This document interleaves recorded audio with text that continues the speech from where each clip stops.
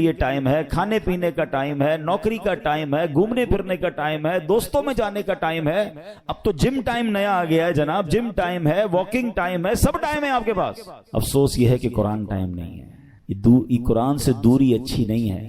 آپ کو پتہ ہے جب میں اور آپ قبر میں جائیں گے نا، سارے سافٹ ویئر آف لائن ہو جائیں گے. جتنے سافٹ ویئر ہم کھولتے ہیں نا، قرآن قبر میں بھی آن لائن ہوگا. حدیث پاک میں آتا ہے سورہ ملک جو روزانہ رات کو تلاوت کر لے، یہ 30 آیتوں والی سورت وہ ہے جو قبر میں آ کر عذاب سے بچائے گی. اس کا بھی ٹائم 6-7 منٹ لگتے ہیں سورہ ملک پڑھنے میں، لیکن اس کا بھی ٹائم نہیں ہے. اچھا اگر میں قرآن نہیں پڑھ رہا، اب آپ اس کا امپیکٹ سوچئے گا. اگر ہم قرآن سے دور ہو گئے تو ہمارے بچوں کا کیا حال ہوگا؟ آہستہ آہستہ یہ نسلیں تو دور ہوتی چلی جائیں گی نا.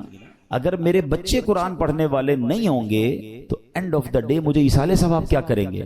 کیا سوشل میڈیا کھول کر ایصال ثواب کریں گے، یا قرآن پڑھ کر میری قبر پر آ کر فاتحہ پڑھیں گے ایصال ثواب کریں گے؟ سوچئے، اپنے گھر میں یہ ماحول بنائیے.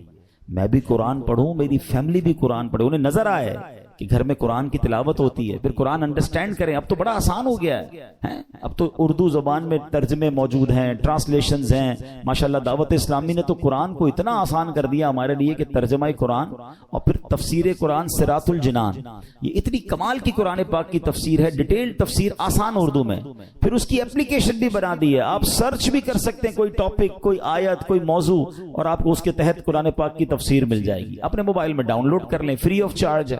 اتنا کچھ کر دیا. پھر تفسیر قرآن صراط الجنان کو آڈیو ریکارڈ بھی کر دیا کہ اگر کوئی بندہ چاہتا ہے کہ میں جناب صرف سنتا جاؤں، میرے پاس ٹائم نہیں ہے پڑھنے کا، نگاہوں کا مسئلہ ہو جاتا ہے، بعض لوگوں کو پڑھنے میں تکلیف ہوتی ہے، تو اب روز کا آدھا گھنٹہ 20 منٹ 15 منٹ تفسیر قرآن سن لے اسی اپلیکیشن سے، آڈیو سن لیں، تو انشاءاللہ آپ انڈرسٹینڈ کریں گے. اور یہ وہ پیغام ہیں جو ہمیں انشاءاللہ بہت کچھ سکھائیں گے. تو آج میں قرآن پاک کی ایک ایسی آیت، الحمدللہ ہم یہ بھی کوشش کرتے ہیں کہ جس میں ہم قرآن پاک کی ان آیتوں کا ذکر کریں کہ جس میں اللہ نے براہ راست مومنوں سے بات کی ہے. اے ایمان والو کہہ کر، او یو بلیورز، یا ایھا الذین آمنو. یاد رکھیے گا ویسے تو مور دین 6000 آیات ہیں قرآن میں، مگر 89 آیتیں وہ ہیں جس میں ڈائریکٹلی مجھ سے اور آپ سے اللہ نے بات کی ہے. پیارے بھائیوں کم از کم وہ 89 آیتیں تو پڑھ لیں کہ اللہ نے مجھے کہا کیا ہے، حکم کیا دیا ہے، آرڈر کیا دیا ہے. انہی میں سے ایک آیت آج میں تلاوت کر رہا ہوں. یہ پارہ نمبر 4 ہے، سورہ آل عمران ہے، اور آیت نمبر 200. اللہ ارشاد فرماتا ہے، یا ایھا الذین آمنوا اصبروا وصابروا ورابطوا واتقوا اللہ لعلکم تفلحون. ترجمہ قرآن، اے ایمان والو صبر کرو اور صبر میں دشمنوں سے آگے رہو، اور اسلامی سرحد کی نگہبانی کرو، اور اللہ سے ڈرتے رہو اس امید پر کہ تم کامیاب ہو جاؤ. اس میں 2-3 بڑے پیارے میسج ہیں. اس آیت میں ارشاد فرمایا، اے ایمان والو نیکیاں کرنے، گناہوں سے بچنے کی مشقت، دنیاوی مصیبتوں اور آفتوں پر صبر کرو، اور جنگ کی سختیوں کے موقع پر صبر کرنے میں کفار پر غالب رہو. صبر و استقامت میں ان سے کمتر ثابت نہ ہونا، اور اسلامی سرحد پر اپنے جسموں اور گھوڑوں کو کفار سے جہاد کے لیے تیار رکھو. اللہ تعالیٰ کی اطاعت پر کمر بستہ رہو، اور تمام احوال میں اللہ تعالیٰ سے ڈرتے رہو، اور اس امید پر کہ تم جہنم سے نجات پا کر جنت حاصل کرنے میں کامیاب ہو جاؤ. اب یہاں میرے پیارے اسلام کچھ الفاظ کے ذرا تفصیل سے معنی. صبر اور مصابرہ کا معنی، صبر کا معنی ہے نفس کو اس چیز سے روکنا جو شریعت اور عقل کے تقاضوں کے مطابق نہ ہو، اور مصابرہ کا معنی ہے دوسروں کی ایذا رسانیوں پر، کوئی تکلیف پہنچائے تو اس پر صبر کرنا. یاد رہے صبر کی 3 قسمیں ہیں. نیکیوں میں صبر، جیسے بعض اوقات انسان نیکی کرتا ہے تو اس کو تکلیف ہوتی ہے، مشکل ہو رہی ہوتی ہے، فجر کے لیے اٹھنا ہے، نیکی کی دعوت دے رہا ہے تو کوئی مخالفت کر رہا ہوتا ہے، دین کا کام کر رہا ہوتا ہے تو رکاوٹیں آ رہی ہوتی ہیں. تو نیکی کرنے میں جو تکلیف ہو اس پر صبر کرنا، یہ ایک صبر کی قسم ہے. دوسرا ممنوعات سے بچنے کی مشقت پر صبر، جیسے گناہ کرنے کو جی چاہ رہا ہے، گناہ کرنا آسان ہو گیا ہے، موقع مل رہا ہے، اور انسان اب کوئی روکنے والا بھی نہیں ہے، اب وہ صبر کر رہا ہے، اب وہ اپنے آپ کو روک رہا ہے. مال آگے آ رہا ہے، حرام روزی نظر آ رہی ہے، چانس مل رہا ہے، چوری کرنے کا چانس مل رہا ہے، دھوکہ دینے کا چانس مل رہا ہے، ایک ڈیل آئی ہے جناب جس میں بڑے پیسے ہیں، تھوڑا سا گڑبڑ کرنی ہے، یہ صبر کرنا ہے. یہ صبر اللہ کو بڑا پسند ہے. ہاں اس پر صبر کرنا یہ بھی صبر کی قسم ہے. اور آپ نے قرآن کی وہ آیت یاد رکھنی ہے کہ ان اللہ مع الصابرین، اللہ صبر کرنے والوں کے ساتھ. ہم لوگ بعض اوقات سمجھتے ہیں کہ جو مار پڑتی ہے، جھگڑا ہوتا ہے، بیماری ہو جاتی ہے، اسی پر صبر. یقیناً یہ بھی صبر کی ایک قسم ہے. تیسری قسم بھی یہی ہے کہ دنیا کی مصیبتوں اور آفتوں پر صبر کرنا. لیکن جو پہلی دو قسمیں ہیں نا، یہ بھی صبر ہی ہے، اور بڑا کمال کا صبر ہے کہ نیکی کرنے میں مشکل ہو رہی ہے، بندہ صبر کر رہا ہے مگر نیکی کیے جا رہا ہے. بعض اوقات روزہ رکھتے ہیں، تکلیف ہوتی ہے، مشقت والا کام بھی ہے، پھر بھی روزہ رکھ رہے رمضان کا، صبر کر رہے ہیں نا، یہ بھی صبر کرنے والا ہے. گناہ کا موقع مل رہا ہے، گناہ نہیں کر رہا، رک رہا ہے، یہ بھی صبر کرنے والا ہے. تکلیف آ گئی، آفت آ گئی، مصیبت آ گئی، اللہ کی رضا پر راضی ہے، صبر کر رہا ہے، یہ بھی صبر کرنے والا ہے. اچھا، اب اس میں ورابطو، قرآن میں ایک اور لفظ ذکر ہوا اس آیت میں. اس لفظ کے مفہوم پر مفسرین نے کافی تفصیلی کلام کیا، جس کا خلاصہ یہ ہے کہ لفظ ورابطو کے دو معنی ہو سکتے ہیں. سرحد پر اپنے جسموں اور گھوڑوں کو کفار سے جہاد کے لیے تیار رکھو. نمبر 2، اللہ تعالیٰ کی اطاعت پر کمر بستہ رہو. تو جو لوگ سرحدوں کی، اسلامی سرحدوں کی حفاظت کرتے ہیں، اپنی جان جوکھوں میں ڈالتے ہیں، شہید ہو جاتے ہیں، اپنا سب کچھ لٹا دیتے ہیں، ان کے بڑے مرتبے قرآن میں بیان ہوئے، اور اس کی تو بڑی فضیلتیں ہیں. سبحان اللہ. یاد رکھیے کہ اسلامی ملک کی بقا، مسلمانوں کی حفاظت، دین کی سربلندی، اسلام کی قوت کا اظہار، لوگوں کے حقوق کا تحفظ، پیغام الہی کے لیے تبلیغ، کفر کی راہ میں رکاوٹ اور اس کی روک تھام میں اسلامی ملک کی سرحدوں کی حفاظت کا بہت عمل دخل ہے. حضرت سہل بن سعد ساعدی رضی اللہ تعالیٰ عنہ فرماتے ہیں کہ سرکار دو عالم علیہ الصلوۃ والسلام نے ارشاد فرمایا، راہ خدا میں ایک دن سرحد کی نگہبانی کرنا دنیا و ما فیہا سے بہتر ہے. یعنی دنیا اور اس کے اندر جو کچھ ہے وہ سب سے بہتر یہ ہے کہ اللہ کی راہ میں اسلامی سرحدوں کی حفاظت کی جائے. تو اخلاص کے ساتھ جو یہ کام کرتے ہیں ان کے بڑے مرتبے ہوتے ہیں. حضرت سلمان رضی اللہ عنہ سے روایت ہے، نبی پاک علیہ الصلوۃ والسلام نے ارشاد فرمایا، ایک دن اور ایک رات سرحد کی حفاظت کرنا ایک مہینے کے روزوں اور قیام سے بہتر ہے. حفاظت کرنے والا اگر مر گیا تو اس کے اس عمل کا اجر جاری رہے گا اور وہ فتنہ قبر سے محفوظ رہے گا. تو یہ نصیب والوں کا حصہ ہوتا ہے. ٹھیک ہے، اب ہم نے دو باتیں اس آیت سے سیکھی کہ ایک صبر کرنا ہے، مصیبت آئے تو صبر کرنا ہے، نیکیاں مشکل لگ رہی ہیں پھر بھی نیکیاں کرنی ہے، فرض پورا کرنا ہے، صبر کرنا ہے. اور اسی طرح گناہ کرنے کا موقع مل رہا ہے، چانس مل رہا ہے، بڑھ کر گناہ آ رہا ہے، اپنے آپ کو روکنا ہے، صبر کرنا ہے. یہ سب صبر میں شامل ہے. اور پھر ہم نے اسلامی سرحدوں کی حفاظت کے بارے میں سنا. اسی طرح میرے پیارے اسلامی بھائیوں، نبی پاک نے ایک بار صحابہ کرام سے فرمایا، تمہیں ایسی چیز نہ بتا دوں جس کے سبب اللہ تعالیٰ خطائیں مٹا دے اور درجات بلند کرے؟ عرض کی حضور ضرور بتائیے. ارشاد فرمایا، جس وقت وضو ناگوار ہوتا ہے اس وقت وضو کامل کرنا، اور مسجدوں کی طرف قدموں کی کثرت، اور ایک نماز کے بعد دوسری نماز کا انتظار، اس کا ثواب ایسا ہے جیسا کفار کی سرحد پر حمایت بلاد اسلام کے لیے گھوڑا باندھنے کا ہے. یعنی کچھ لوگوں کو تو جہاد کا موقع ملتا ہے، اللہ ان کو سلامتی عطا فرمائے، مگر عام مسلمان جیسے ابھی کوئی اگر اسلامی سرحدوں پر ہمارے ملک میں کوئی ایسا معاملہ نہیں اور ہم نہیں جا پا رہے، تو یہ کتنی پیاری حدیث ہے کہ ایک نماز سے دوسری نماز کا انتظار کرنا.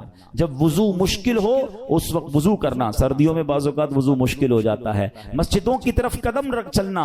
تو آقا فرماتے ہیں اس کا ثواب ایسا ہے کہ کفار کی سرحد پر حمایت بلاد اسلام کے لیے گھوڑا باندھنے کا. تو اے میرے پیارے اسلامی بھائیوں، قرآن پاک کی آیتوں میں ہم سب کے لیے بہت سارے میسج ہیں. آج بڑا مسئلہ یہ ہے کہ ہمارے اندر سے صبر ختم ہوتا جا رہا ہے. آج بے صبری کا دور ہے. چھوٹی سی مشکل آ جائے، چھوٹی سی پریشانی آ جائے، ہم شکوہ کرتے ہیں، ہم شکایت کرتے ہیں. یاد رکھیے، سب کو بتا کر صبر نہیں ہوتا ہے. بعض اوقات ہمارے ساتھ کوئی پرابلم ہو، پورے محلے کو بتایا، ارے بھائی بڑا مسئلہ ہے، کاروبار ڈاؤن ہو گیا ہے، طبیعت بالکل ٹھیک نہیں ہے، فلاں نقصان ہو گیا ہے، سب کو بتا کر آخر میں کہتے ہیں جناب میں تو صبر ہی کر رہا ہوں. یہ صبر نہیں ہے. صبر پتہ ہے کس کو کہتے ہیں؟ میں جانوں میرا رب جانے.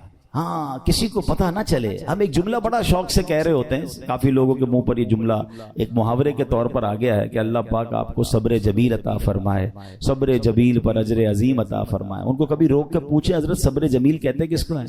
تو ہمیں شاید یہ نہیں پتا ہے. ہم شاید کسی جمیل بھائی کا صبر سمجھ رہے ہیں. یہ جمیل بھائی کا صبر نہیں ہے. صبر جمیل کی ڈیفینیشن لکھی ہے کتابوں میں. صبر جمیل یہ ہے کہ دو بندے ہوں، ایک پریشان ہے اور ایک بالکل خوشحال ہے. آپ کو دونوں کو دیکھ کر پتہ نہ چلے کہ پریشان کون ہے.